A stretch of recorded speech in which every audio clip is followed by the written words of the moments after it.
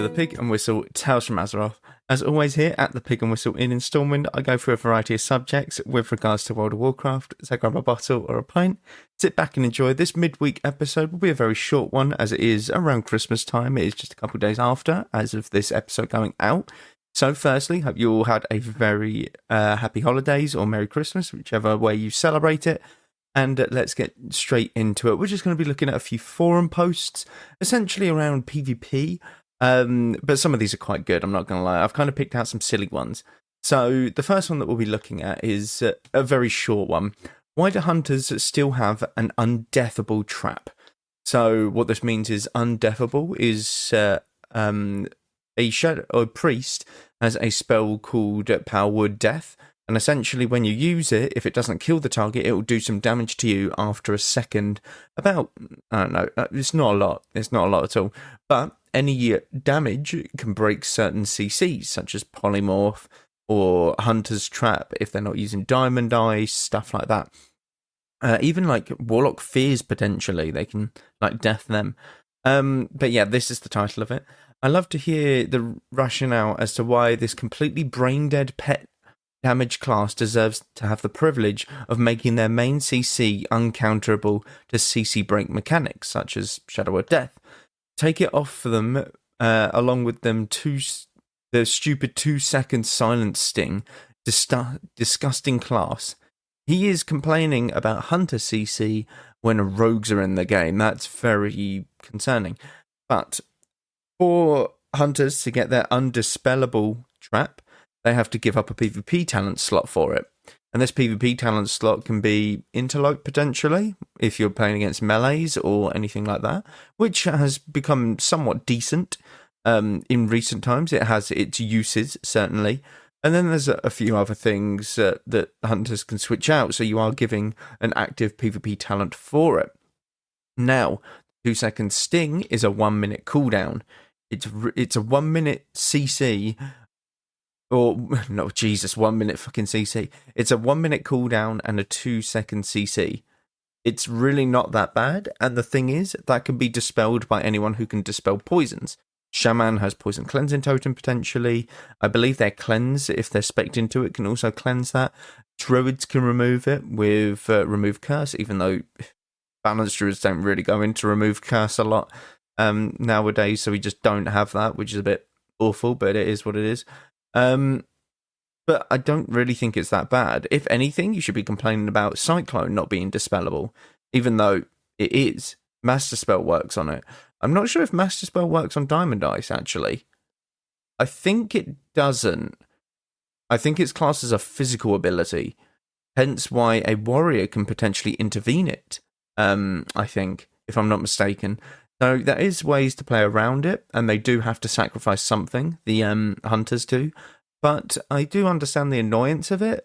I just think that there is a lot more things that are questionable about the game, rather than a hunter trap every 25 seconds that's undispellable, such as Rogue CC, which is Mage CC. You know, you've got Demon Hunters that were running rampant before the nerfs. You had Retribution Paladins a couple seasons back when they got their rework that were running rampant. You know, there's always going to be something that people look to complain about, and this guy, I really don't think it's that big of a deal, in my honest opinion.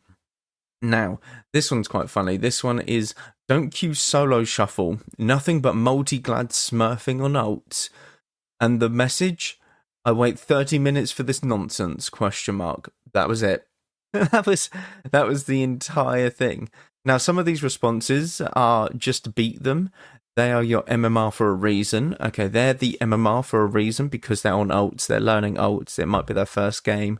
So it's not necessarily correct, that statement. But this guy gives a good, gives something to debate. I was drunk and lonely. Okay, this starts off sounding weird, but you know. So I opened looking for group and happened to spot a single Asa rogue, unranked, and then with the tag Fresh Glad XP. He was in all greens, no enchants, nothing. Perfect. I wanted to learn this, so I grabbed him and we shook on it and started queuing up twos. He ripped through everybody. I mean, everyone. Perfect swaps, perfect CC, or at least I'm assuming so. I wouldn't have known differently, only that the wins kept rolling in. We didn't lose a single match, and it wasn't because of me. They couldn't just beat him.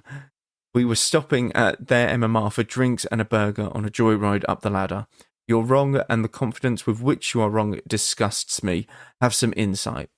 Firstly, people underestimate how much easier 2s are compared to 3s. If you're good at 3s, if you're a Glad 3s player, you can probably destroy things in 2s, depending on your class. Warrior, Holy Paladin, for example, if you go into 2s and you're a Glad players, you probably won't ever lose a match.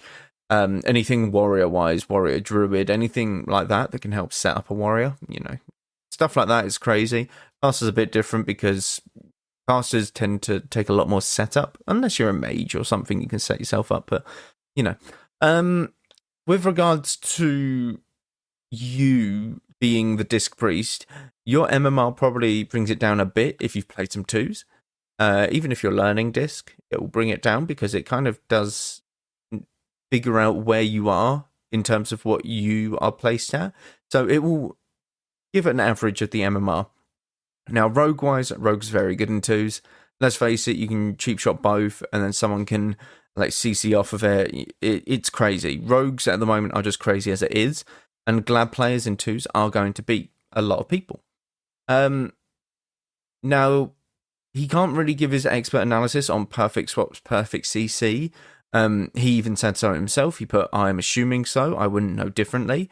But I would imagine that there's ways to play around it, because an Asa Rogue can only really get most CC off once every minute because of Shadow Dance. So you can't cheap shot, and then, blind off and stuff like that. It's very much kidney shot, and then blind, or kidney shot bomb. You can't really CC the healer or 2 targets as often as a sub-rogue can, which is a bit annoying for the Asa Rogue, but it is what it is. That's the whole reason for it. And if you're playing at an average of your MMR, you're obviously not going to be playing against people who are his level. So you're going to be about 200 rating lower than what he is playing at. And that 200 rating can mean a massive difference. I currently play, I think I'm just under 2k, rating at the moment in this super deflated season. If I was 200 rating higher and 200 rating MMR higher, I would be in rank 1 range. So that's how much 200 MMR can make a difference. It's absolutely ludicrous, because 2k at the moment is top 1,500-ish, players-wise. So if I go down to 1,400, that's actually still very decent at the moment, because your average player is probably at around 1,200 rating, 1,300 rating, anywhere around that. But, it's super deflated, and the thing is, a average Glad player will beat most casual players quite easily, because they won't understand how to play around it. Whereas if you play a rogue... Okay, we'll take this for example. If you play RMP, Rogue Mage Priest, in 3v3s at 1,300, this Rogue Mage Priest will leave so many gaps in their goes, it's unreal, so that you could just run around a pillar, and by the time that they connect to you, the kill target, their CC on the other targets would have run out. That's it. If you play a RMP at 2k or 2.2k, these are really good RMPs that flawlessly put CC on everyone at the exact same time. They will punish your positioning if you're close enough to your target by 5 yards. Because, okay, they're 5 yards closer. This means that I can shadow step to this guy and get perfect CC within a matter of 0.5 seconds. Whereas the 1,300 will be able to, oh yeah, I've polyed the healer, why haven't you stunned the target yet? And it's well, I didn't have Shadow Dance to stun them.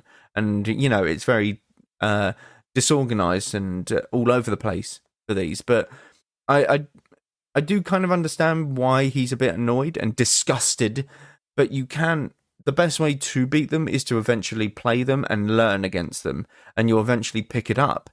For some, anyway. The other ways are watching pro level players do it and seeing how they play your class, etc., etc. And when they run, when they look to get aggressive, stuff like that.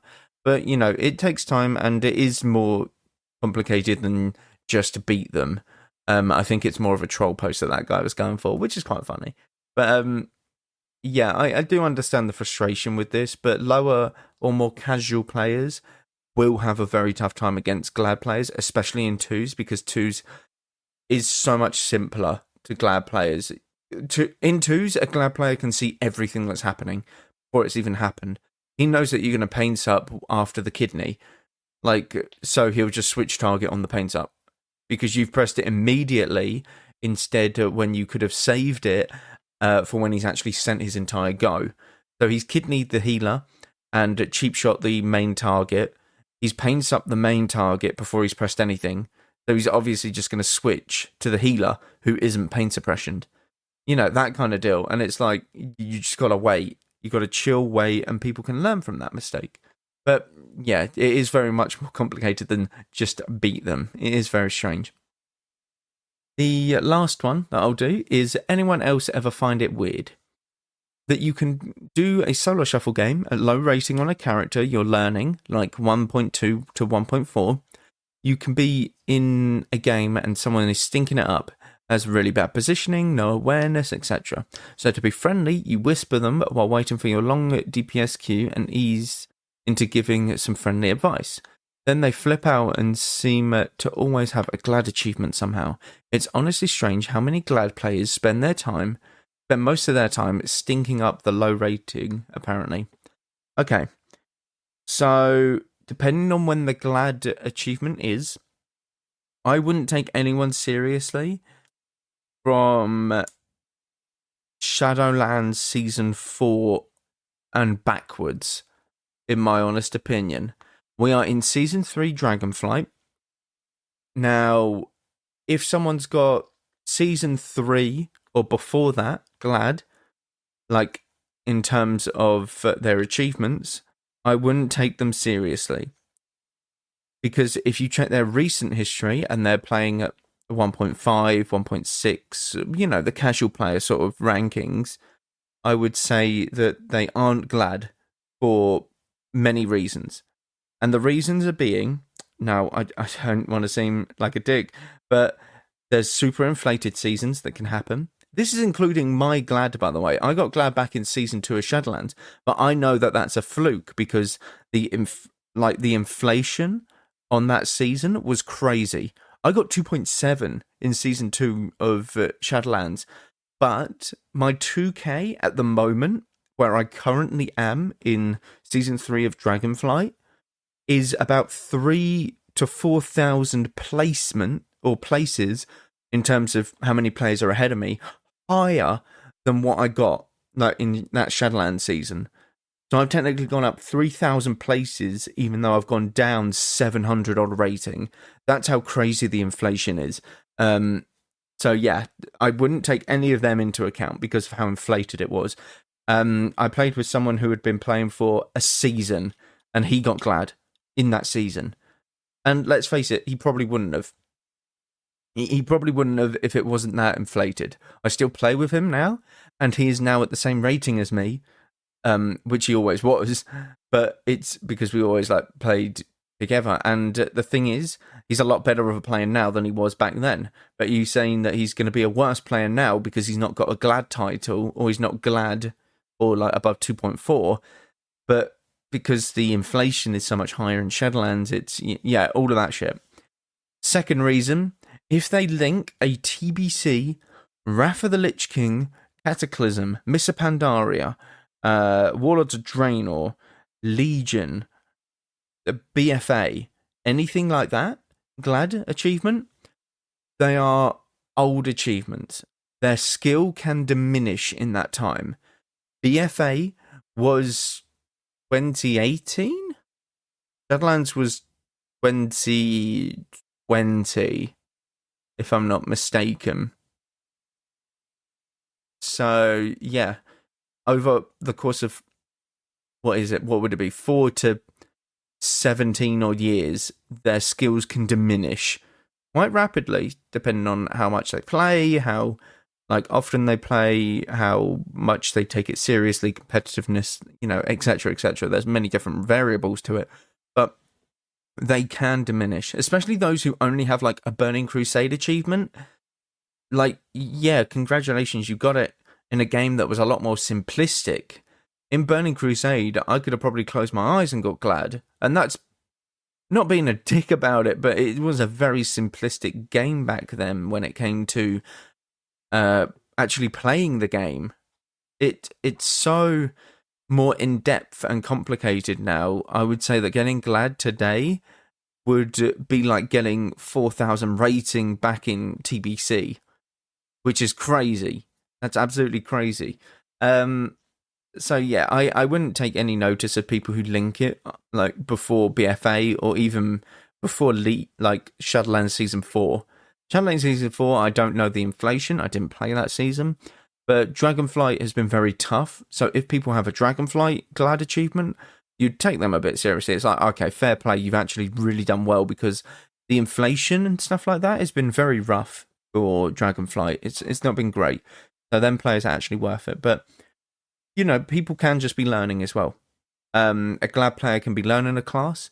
And when you learn a class as a new or a fresh, like, first game, and you've never played this class before as a Glad player, you have the understanding of position and stuff, but you're more looking at your spells and learning what they do, your rotations. You're more focused on that because everything else, once you've learned your rotation and you've kind of got it in your head, like what you can do for most damage purposes, you'll, as second nature, be able to position yourself accordingly. So it's more just hard focusing on spells to do. Plus, it depends on the person's personality. I don't like being told what to do. It's like, yeah, I know I had a shit game. It's one of them games. It happens. Like, you've probably had a shit game as well. So get over it. Stop messaging me. I don't care. Like, you know, that kind of deal. So you say it's just a friendly word, which is fair, and you might think it is. But to that person, they might be super annoyed that they've gone 0-6, or they might be very self-conscious. It might be very much like, oh my God, I've just ruined this game for everyone. I'm so sorry. And then bringing it up, it is just leading that sort of, I want to say upset or no, sadness, but it isn't sadness. Whatever they're feeling into anger, it leads it into anger. And it's like, oh, well, fuck you then. Don't message me because I know I fucked up and you just talking about it doesn't help, which isn't great. But it is what it is. I know that you're trying to be nice by saying stuff, but some people don't receive it in the best way and can get annoyed via it, which makes sense because I'm probably one of them people, I'm not going to lie. But that is it for this episode. Thank you all very much for listening. I hope you all had a great holiday or Christmas, however you celebrate it. Do check out all of the socials down below. Constant stuff happening over there. We'll be uploading on TikTok and stuff for YouTube regularly again. Starting off today or tonight, I should say, after or as this Christmas period is kind of coming to a close. But thank you all very much once again, and go a valor friend. Bye all.